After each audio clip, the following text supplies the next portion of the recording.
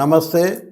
రంజాన్ పవిత్ర మాసం సందర్భంగా రేపు ముస్లిం సోదరులందరూ భారతదేశ వ్యాప్తంగా పవిత్ర రంజాన్ పండుగను జరుపుకుంటున్నారు. వారికి శుభాకాంక్షలు.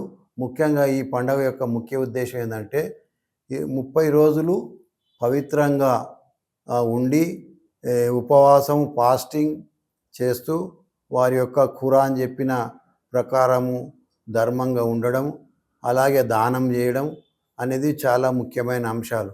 ముఖ్యంగా మనిషికి ఆహారం లేకపోతే ఎంత బాధ ఉంటుందో అనేది తెలియజేయడానికి వాళ్ళు 30 రోజులు ఈ ఈ విధంగా వాళ్ళు ఉపవాసం ఉంటారు, ఫాస్టింగ్ ఉంటారు.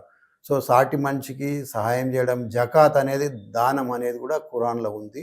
అలాగే పడోసియోకు రక్ష కరో అనేది కూడా ఇస్లాంలో ఉంది. ఇవన్నీ కూడా మానవుణ్ణి అత్యంత నీతిమంతునిగా, శక్తివంతునిగా, జ్ఞానవంతునిగా, పరోపకారిగా తయారు చేసేదే ఈ రంజాన్ నెలలో ఈ 30 రోజుల ఫాస్టింగ్ అనేది మనం తెలుసుకోవాలి. ఇది అన్ని మతాలలో కూడా ఫాస్టింగ్ అనేది ఉంది. క్రిస్టియన్స్ కూడా చేస్తారు, హిందువులు కూడా చేస్తారు, ముస్లింలు కూడా చేస్తారు.